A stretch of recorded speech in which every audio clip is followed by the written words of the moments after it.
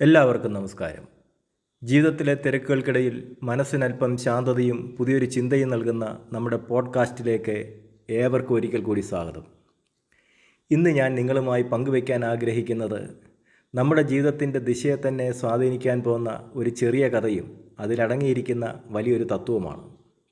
ശ്രദ്ധ, ഫോക്കസ്, അതൊന്നു മാത്രം എങ്ങനെ നമ്മുടെ ജീവിതത്തെ മാറ്റിമറിക്കും എന്ന ഈ കഥയിലൂടെ നമുക്ക് നോക്കാം. ഒരിടത്ത് ഒരു യുവതി ഉണ്ടായിരുന്നു. ദൈവവിശ്വാസിയായ അവൾ പതിവായി ദേവാലയത്തിൽ പോകുമായിരുന്നു. എന്നാൽ ഒരു ദിവസം അവളൊരു പുതിയ തീരുമാനമെടുത്തു. നേരെ തൻ്റെ ഗുരുവിൻ്റെ അരികിലേക്ക് ചെന്ന് അവൾ പറഞ്ഞു, "ഗുരുജി, ഇനി ഒരിക്കലും ഞാൻ ദേവാലയത്തിൽ പോകില്ല." ഗുരു ശാന്തനായി ചോദിച്ചു, "എന്താണ് മകളെ പെട്ടെന്ന് ഇങ്ങനെ ഒരു തീരുമാനം?" അവൾ തൻ്റെ മനസ്സിലെ വിഷമം തുറന്നു പറഞ്ഞു, "അവിടെ നടക്കുന്ന ഒന്നും ശരിയല്ല ഗുരുജി. പ്രാർത്ഥിക്കാൻ വരുന്ന കുറേ ആളുകൾ എപ്പോഴും മൊബൈലിൽ സംസാരിച്ചു കൊണ്ടിരിക്കുന്നു. കുറച്ച് പേർ പ്രാർത്ഥനയിലൊന്നും ശ്രദ്ധിക്കാതെ പുറത്തേക്ക് നോക്കിയിരിക്കുന്നു. മറ്റു ചിലരാകട്ടെ അവിടെ ഇരുന്ന് പരദൂഷണം പറയുന്നു. ദൈവത്തിൻ്റെ സന്നിധിയിൽ വന്നിട്ടും മനുഷ്യർ ഇങ്ങനെയാണോ പെരുമാറേണ്ടത്? അതുകൊണ്ട് ഞാനിനി അങ്ങോട്ടേക്കില്ല ഗുരുജി." ഗുരു അവളുടെ വാക്കുകൾ ശ്രദ്ധയോടെ കേട്ടു. എന്നിട്ട് ഒന്നും മിണ്ടാതെ അകത്തേക്ക് പോയി. ഒരു ഗ്ലാസ് നിറയെ വെള്ളവുമായി തിരിച്ചെത്തി. ആ ഗ്ലാസ് അവളുടെ കയ്യിൽ കൊടുത്തിട്ട് ഗുരു പറഞ്ഞു, "മകളെ, നിൻ്റെ തീരുമാനം നമുക്ക് പിന്നീട് ചർച്ച ചെയ്യാം. അതിനു മുമ്പ് നീ എനിക്കൊരു സഹായം ചെയ്യണം. ഈ നിറഞ്ഞ ഗ്ലാസുമായി നമ്മുടെ ആശ്രമത്തിന് ചുറ്റും 2 തവണ നീ വലം വയ്ക്കണം. പക്ഷേ ഒരു നിബന്ധന മാത്രം, ഇതിൽ നിന്നും ഒരു തുള്ളി വെള്ളം പോലും താഴെ പോകരുത്." ഗുരു പറഞ്ഞതുപോലെ യുവതി ചെയ്തു. അവളുടെ മുഴുവൻ ശ്രദ്ധയും ആ ഗ്ലാസ്സിലെ വെള്ളത്തിലായിരുന്നു.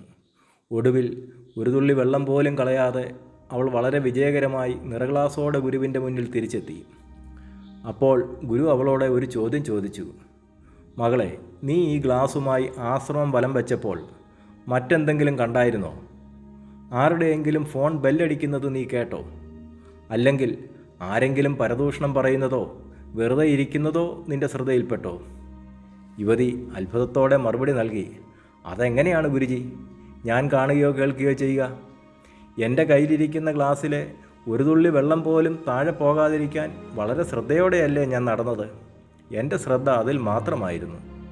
ഗുരു ചിരിച്ചുകൊണ്ട് പറഞ്ഞു, "ഇതുതന്നെയാണ് മകളെ എനിക്ക് നിന്നോട് പറയാനുള്ളത്.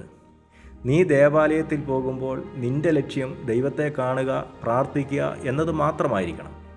അവിടെ ചെല്ലുമ്പോൾ ദൈവത്തിലേക്ക് മാത്രമായിരിക്കണം നിൻ്റെ ശ്രദ്ധ. അപ്പോൾ ചുറ്റുമുള്ള മറ്റൊന്നും നിൻ്റെ കണ്ണിൽപ്പെടുകയോ നിൻ്റെ മനസ്സിനെ അസ്വസ്ഥമാക്കുകയോ ചെയ്യില്ല." സുഹൃത്തുക്കളെ, എത്ര ലളിതവും എന്നാൽ എത്ര ആഴമേറിയതുമായൊരു സത്യമാണത്. നമ്മുടെ ജീവിതത്തിൽ ഓരോ സ്ഥലത്തിനും അതിൻ്റേതായ ഉദ്ദേശ്യങ്ങളും ലക്ഷ്യങ്ങളുമുണ്ട്. വിദ്യാലയത്തിൽ പോകുന്നത് പഠിക്കാനാണ്. ഓഫീസിൽ പോകുന്നത് ജോലി ചെയ്യാനാണ്. ദേവാലയത്തിൽ പോകുന്നത് ആത്മീയമായ ശാന്തിക്കും പ്രാർത്ഥനയ്ക്കുമാണ്. നമ്മൾ എവിടേക്കാണോ വന്നത്, എന്തിനാണോ വന്നത്, ആ ലക്ഷ്യം നമ്മൾ ഒരിക്കലും മറന്നു പോകരുത്. നമ്മുടെ ശ്രദ്ധ ഏതിലാണോ അതാണ് എപ്പോഴും നമ്മുടെ കണ്ണിൽപ്പെടുക. അതാണ് നമ്മുടെ മനസ്സിൽ പതിയുക. നമ്മൾ മറ്റുള്ളവരുടെ കുറ്റങ്ങളും കുറവുകളുമാണ് തിരയുന്നതെങ്കിൽ ലോകത്തെവിടെ പോയാലും നമുക്കത് മാത്രമേ കാണാൻ സാധിക്കൂ. എന്നാൽ നമ്മുടെ ശ്രദ്ധ നമ്മുടെ സ്വന്തം ലക്ഷ്യത്തിലും നന്മയിലുമാണെങ്കിൽ ചുറ്റുമുള്ള യാതൊരുവിധ നെഗറ്റിവിറ്റിക്കും നമ്മളെ സ്വാധീനിക്കാൻ കഴിയില്ല. പരിസരം വീക്ഷിക്കുന്നതും കാര്യങ്ങൾ അറിയുന്നതും തെറ്റല്ല. പക്ഷേ ആ പുറം കാഴ്ചകളിൽ മതിമറന്ന് നമ്മൾ വന്ന വഴി മറന്നു പോകരുത്.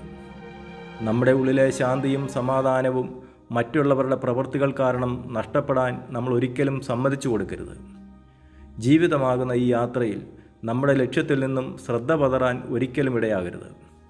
നമുക്കേവർക്കും നമ്മുടെ ലക്ഷ്യങ്ങളിൽ മാത്രം ശ്രദ്ധ കേന്ദ്രീകരിക്കുവാനും ജീവിതത്തിൽ നന്മകൾ നിലനിർത്തുവാനും ദൈവം ഏവരെയും സഹായിക്കട്ടെ എന്ന് പ്രാർത്ഥിക്കുന്നു. എല്ലാവർക്കും ഹൃദയം നിറഞ്ഞ നന്മകൾ നേരുന്നു.